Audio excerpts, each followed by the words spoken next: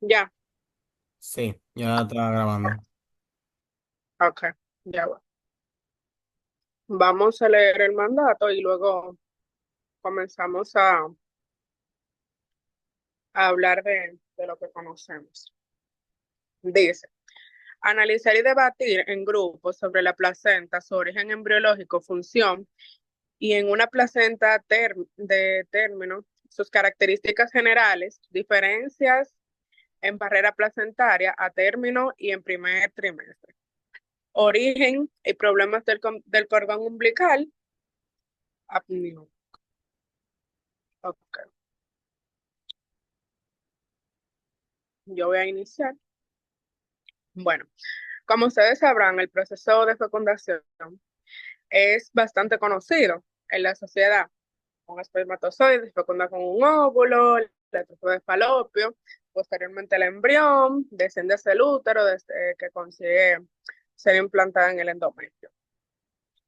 Pero cabe destacar que después de la fecundación, el embrión comienza a dividirse de una forma en que una célula pasa a dos, de dos pasa a cuatro, de cuatro pasa a ocho y así sucesivamente. Para que tenga lugar la implantación de un embrión, el sincitio troboblasto es el encargado de dirigir el endometrio mediante enzimas proteicas o proteolíticas. Este proceso en este proceso se van a romper los vasos del endometrio y se va a producir rápidamente una invasión por parte del sincitio tropoblasto. Pero ahora vamos a hablar lo que sí necesitamos, que es la placenta. Una vez completada, la implantación embrionaria quedará totalmente conectado en los vasos sanguíneos de la madre con el sincitio tron, eh, tromboblasto. Toda esta unión de vasos sanguíneos entre el embrión y la madre y el sincitio tromboblasto dará lugar a la entrada a la estructura llamada corión. Esta estructura, junto a la pared de la mucosa del útero, formará lo que es la placenta. De este modo se establecerá una circulación útero-placentaria. Gracias a la formación de vellosidades profundas, las células eh, profundas, las cuales las células se ramifican. La placenta es un órgano con forma redondeada que suele medir alrededor de 22 centímetros de diámetro y tiene un grosor de 2,5 centímetros. ¿Cuál es su función? La placenta se encarga de aportar oxígenos y nutrientes al bebé a lo largo de su desarrollo y por tanto del embarazo. Además, esta estructura tiene una acción inmunológica, ya que la placenta permite que el embrión no se reconozca como un cuerpo extraño. Otra de las funciones de la placenta es sintetizar las hormonas y los factores de crecimiento. Estas moléculas son fundamentales para el metabolismo del bebé, pero también de la madre. Una de las hormonas producidas por la placenta es es la gonadotropamina, eh, por, ay, Dios mío, coriónica. Es popularmente conocida como beta-HCG. Ustedes saben ya eso, que la placenta es rica en células madres y que las personas suelen como consumirla para evitar cáncer y así. Ya, que ustedes tienen para mí. Ahora yo voy a continuar entonces hablando de la placenta a término y las características que al término la placenta tiene configuración discoide y un diámetro de 15 a 25 centímetros con cerca de 3 centímetros de grosor y pesa entre 500 y 600 gramos. Tras el parto, se desprende de la pared uterina y alrededor de 30 minutos después del nacimiento del feto se expulsa de la cavidad uterina junto a la membrana fetales. Cuando se observa la cara materna de la placenta, pueden reconocerse con claridad entre 15 a 20 regiones ligamentales, de ligamento abultadas. Por eso es importante nosotros revisar esas características para saber que no hay ningún tipo de patología en la placenta. También pueden reconocerse con claridad también vemos los los cotiledones cubiertos por una capa delgada de decidua basal. Entre los cotiledones existen surcos formados por los tabiques residuales. La cara fetal de la placenta está cubierta también en su totalidad por la placa cori- por la placa coriónica. Varias arterias y venas de gran calibre, los vasos coriónicos convergen hacia el cordón umbilical y el corión a su vez está cubierto por aminos, y el sitio de fijación del cordón umbilical suele ser el excéntrico y en ocasiones incluso marginal. Sin embargo, con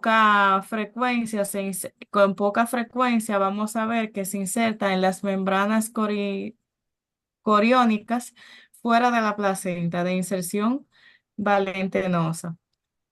A diferencia de eso, podemos ver que antes de esto, de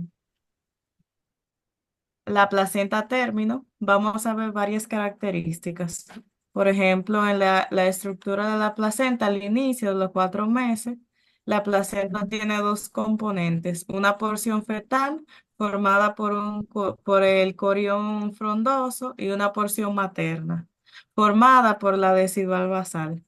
Entonces, en el lado de la fetal, de la placenta, está delimitada por la placa coriónica, y en el lado materno está delimitada por la decidual basal, en la que la placa decidual tiene una incorporación más íntima a la placenta en la zona de unión. Entonces, las células trofoblastos y deciduales se entremezclan en esta zona y se caracterizan por células deciduales y sitiales gigantes. Es rica en materia extracelular amorfo, para que en este momento la mayor parte de las células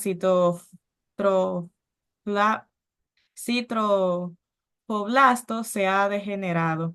Entre la placa coriónica y la decidual se ubican los espacios intervellosos que están ocupados por sangre materna y derivan de lagunas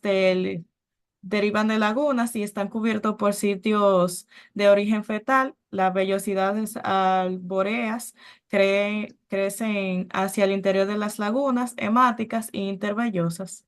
Hasta aquí mi parte.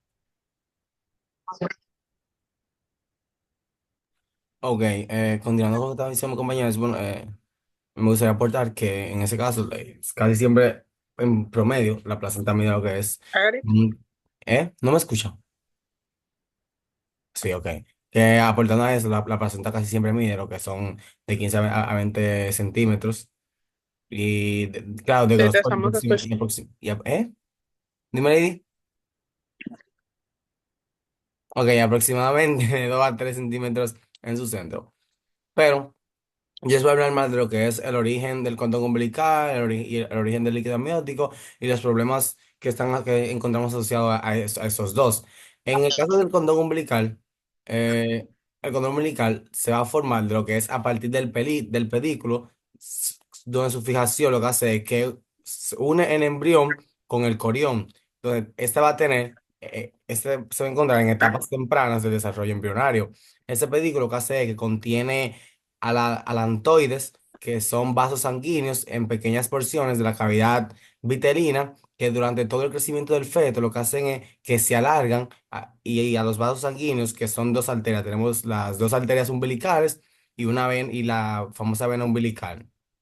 Bueno, ¿qué hacen eso? Eso se conectan al embrión con la placenta, se rodean por lo que es una sustancia gelatinosa, que es la sustancia que nosotros llamamos la gelatina de Wharton, que es la que está ahí como soporte y protege contra lo que es las famosas compresiones. En, en el caso de los de los problemas que podemos encontrar asociados al cordón umbilical, tenemos que tener en cuenta que hay tres anomalías que son muy comunes, que son el cordón umbilical corto, el cordón umbilical largo y en el número de vasos. En el caso del cordón umbilical corto, eso lo que hace que restringe el movimiento fetal, que pudiendo ocasionar lo que son malformaciones esqueléticas y distanciación durante el embarazo.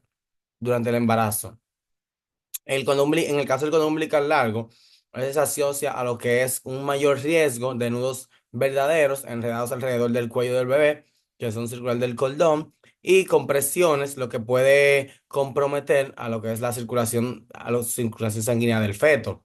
En el caso de las anomalías en el número de vasos, aquí debemos saber que un cordón umbilical que presenta solo una arteria umbilical en el lugar de dos, eso es lo que puede asociarse con malformaciones fetales, especialmente en este nivel a lo que es a nivel cardiovascular. Hablando de lo que es el origen del líquido amniótico. El líquido amniótico tenemos que saber que se va a producir, sabemos que se produce por las células del amnios. Entonces, ¿qué hace? Aumenta el volumen conforme va avanzando el embarazo. Eso es lo que hace que se deriva inicialmente del plasma materno. Ya en etapas posteriores es una gran parte de excreción de orina fetal y se mezcla también con lo que son las secreciones pulmonares. Una de las funciones que tiene el líquido amniótico es proteger el feto de traumatismos externos, previene de que el feto se adhiera a lo que son las membranas y permite que el feto pueda moverse dentro del útero durante el proceso de gestación, el proceso de gestación, ajá. Eh, ¿Qué problemas podemos encontrar asociados al líquido amniótico? Bueno, podemos encontrar las infecciones y ruptura prematura de las membranas. La ruptura de las membranas puede llevar a lo que es la pérdida del líquido amniótico y es lo que hace aumenta el riesgo de infecciones y complicaciones tanto para la madre como para el bebé. También tenemos la polihidramios, que es la polihidramios. Estos son excesos de líquido amniótico que pueden deberse a lo que son problemas de las de las atresias esofágicas. También puede verse lo que son las anencefalia o la misma diabetes materna, que esas se encuentran asociadas ya con un mayor riesgo para un parto prematuro o complicaciones maternas. En cambio, la oligodramios, que esa es todo lo contrario, porque esa es una disminución anormal del volumen del líquido amniótico, todo lo contrario de la que antes mencioné. Esa se asocia ya con compresiones fetales y lo que son las famosas secuencias de Potter, que no sé si las han leído, pero las secuencias de Potter son las malformaciones pulmonares y renales que se encuentran en el feto durante el embarazo. Entonces, así también vamos a tener lo que son las deformidades de extremidades y la cara del bebé.